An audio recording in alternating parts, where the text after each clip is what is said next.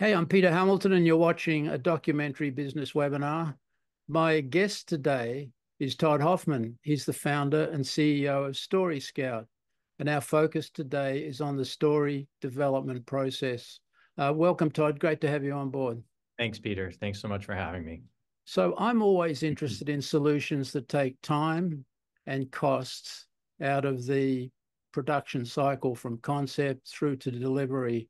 And StoryScout really popped in that framework when I met Todd at MIP Doc quite recently in Cannes. So, Todd, tell us about StoryScout. What we want to learn in this webinar today is what is it and how it came to be. Absolutely. So StoryScout is essentially a marketplace and consultancy for producers and studios, really anyone in the business of needing to find great stories to develop and produce for film and television. We represent over 50 publications around the globe across the world of journalism, podcasts, graphic novels, comic books, and even video game companies.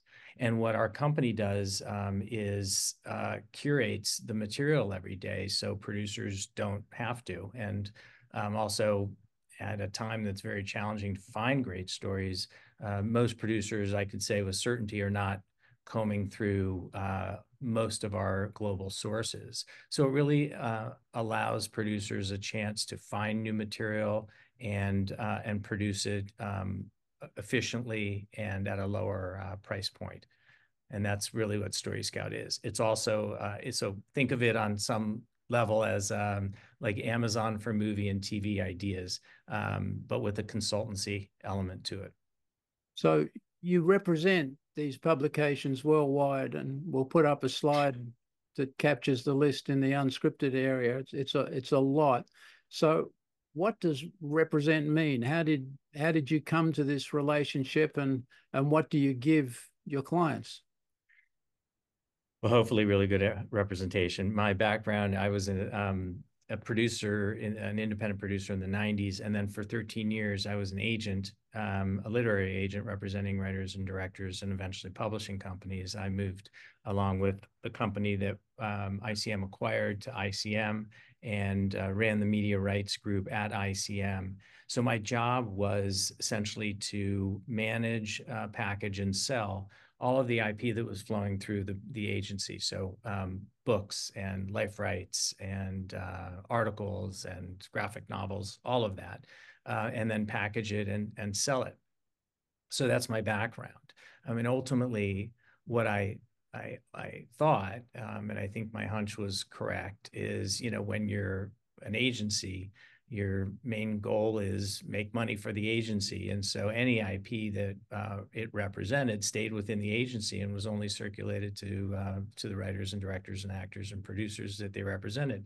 Makes sense. I would do it too if I owned ICM. But to me, it always felt like the IP was serving the agenda's agency rather than the what I thought was the right way to do it, which is the agent should be serving the agenda of the IP.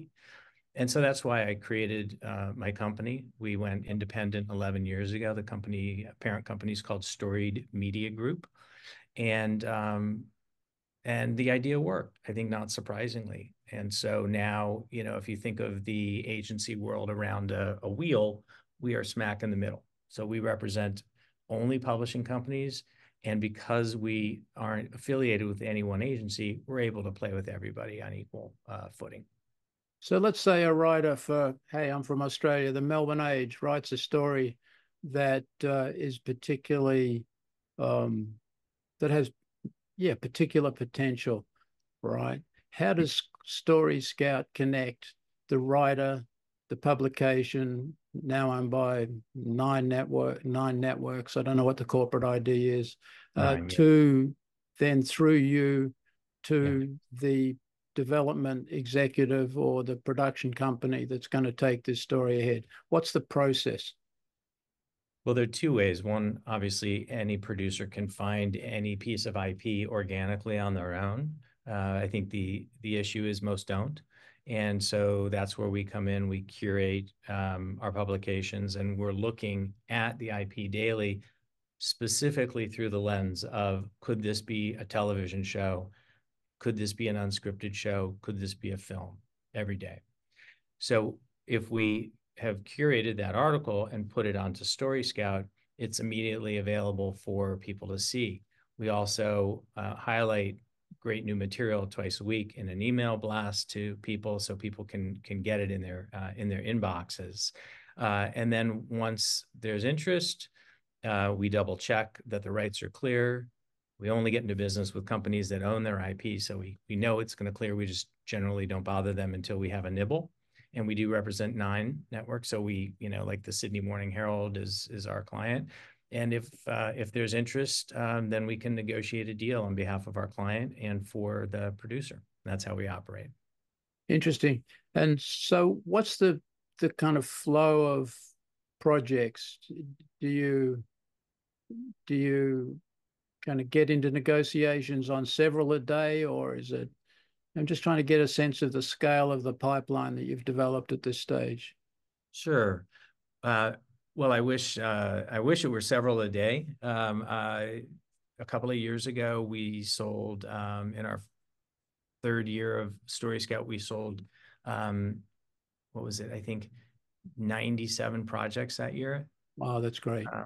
And then there were 2 labor strikes and a market contraction, and so we're down quite a bit. But what we've done to counterbalance the slower option payment cycle is that we've allowed producers to get free shopping agreements so that they can still find the IP that they want and start to develop it so that we can actually get to payments down the road. And that's been a great way to counterbalance the downward. It's not a trend, because I think we've been reversing it with these shopping agreements. So that's how it works. So you're addressing the overall contraction in the market by finding new business arrangements with the producers. Is that a fair description? Absolutely. If you think about what we curate every day, we obviously don't sell 100% of what we curate every day. We want to make it available to producers. So if we don't have anyone actually using their elbow grease and grit and determination to move it forward, it's sitting there. And we can only proactively put together as many, so many projects because we're not a 100-strong company yet. So we want to make our IP available for producers to activate and start to develop. So we count on that for producers, and we try and make it as easy as possible. And part of that has been an education process for our publishers to understand what the market is like and when they can expect money and when they can't. And their game too. They need to get their projects made. So I've heard one of my favorite words, curation. It's a word I always love when it's applied to quality documentary networks. And so how do you curate these stories in the process of you catch them through your clients, through the publishers, and then you deliver them through the service to the producers? What does curation mean? It is a buzzword that's overused and has been, in the zeitgeist for 5+ years. I think I saw that ultimately with so much data out there, that those who curate will win. And I read this great book called Curation Nation, and it basically said just that. But now it's such a buzzword. I heard a car dealership advertisement saying that they had their curated line of cars. Well, what does that mean? It just means they sell Mercedes. They're going to sell all brands. There's nothing curated about it, but it's a strong word. I think in our case, it actually means something. Yeah.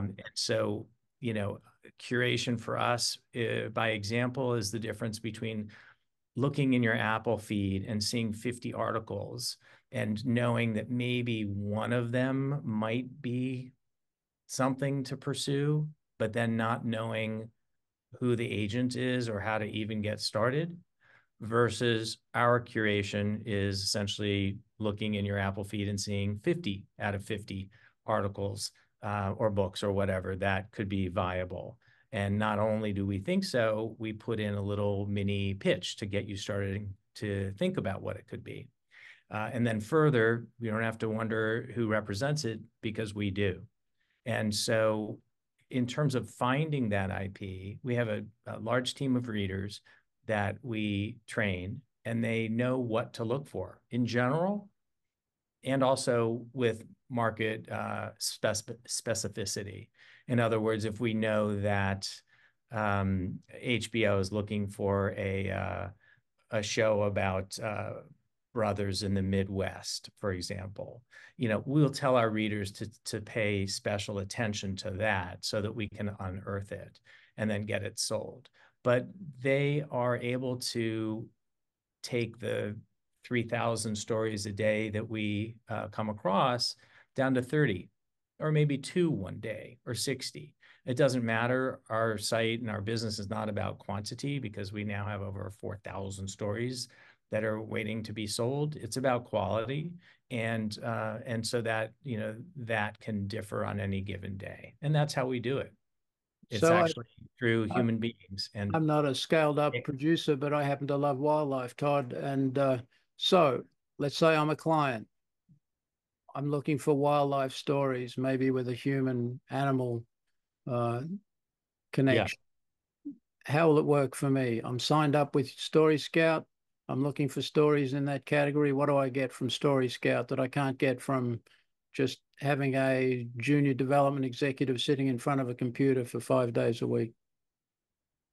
Well, the first thing is, in terms of a cost savings for producers, you may not need that junior development executive anymore, because we provide that kind of personalized service where you're meeting us once a month, and then we're continuing to service you through between those meetings. I'm not advocating that any producers get rid of staff, but those that are thinking about hiring staff are starting to use us first, and then deciding whether or not they need to hire. So I think we can be a tremendous cost savings. And to that end, if you were on StoryScout, first of all, we would know that you're looking for that. So we would probably be servicing you when we found things that we think would be interesting. But you would go on to StoryScout. We have over 100 meta tags, and we tag across genre, character, location, and even type of relationship.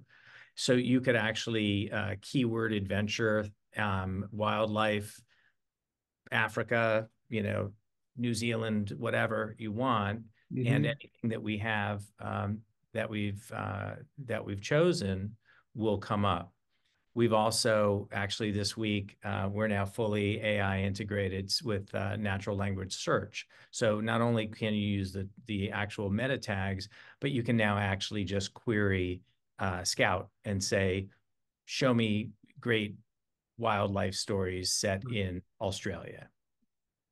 That's great. So you've really, it gets back to my introduction here, which is what attracted me to StoryScout in the first place. You've really created efficiency, an efficient solution to the development process. Or you've certainly added efficiency to the search and development process. So, well, so many producers really have never done it any other way, and it is story discovery is a bit of an albatross for producers, because it's so time consuming, and when we query producers and studios about whether they have a strategy, 99% say they don't. They say it's random. They hear something on the radio. A friend tells them about a book. They see an article, and then that starts their search.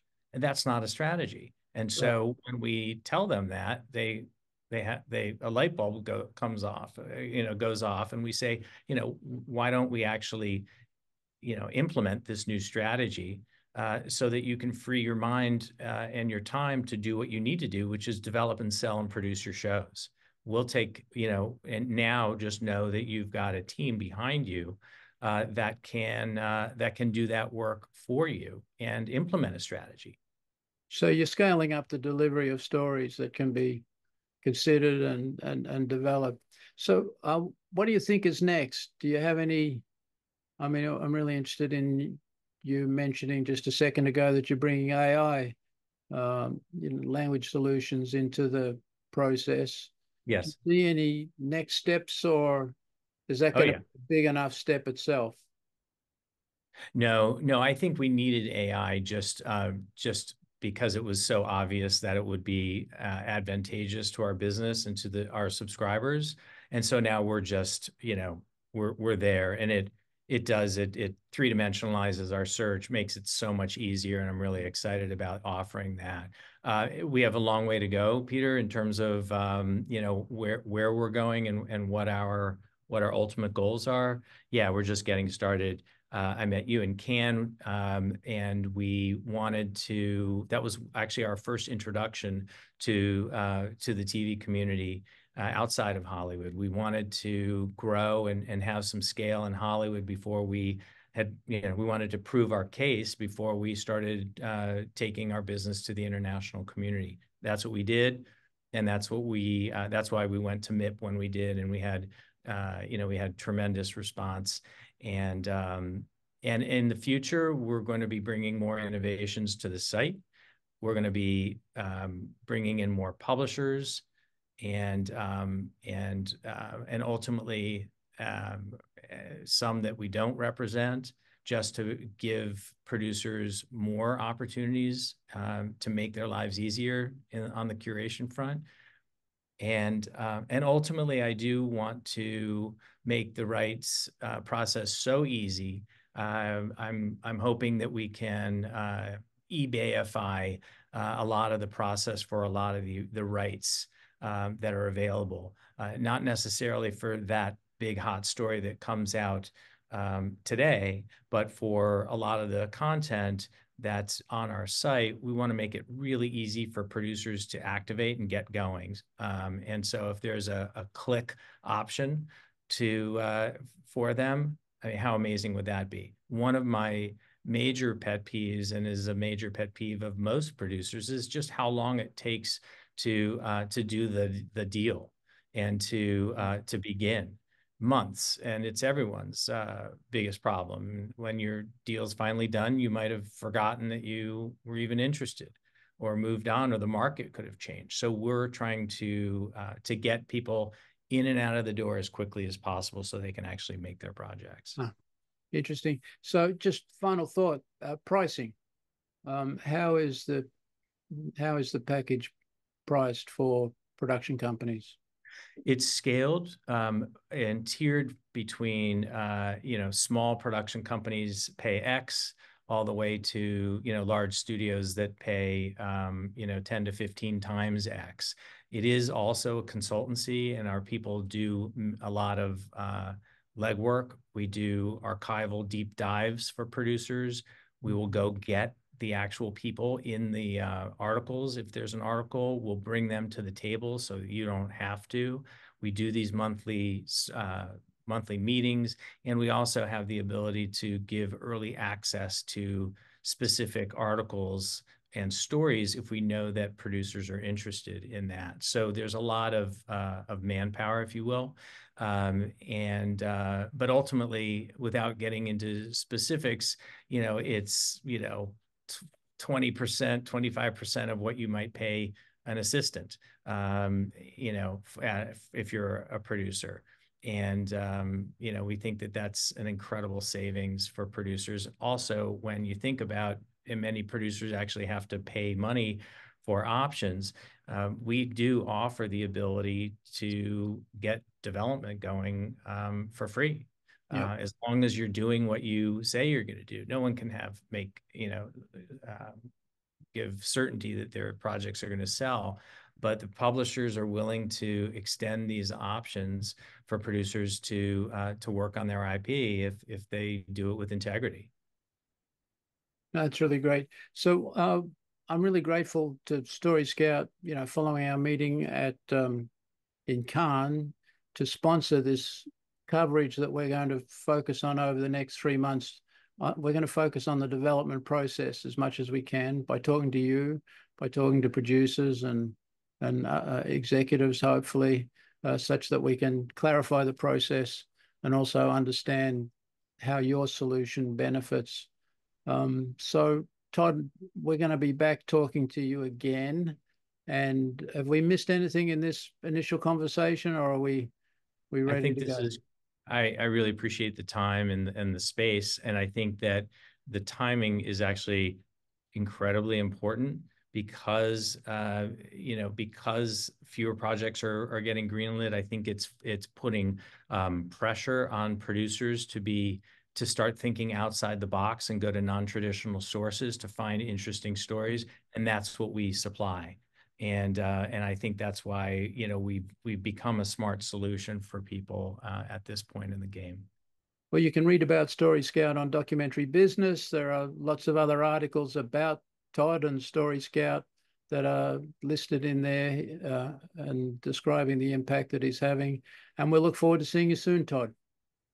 Can't thank you enough, Peter. Thank you. Take care. Thank you.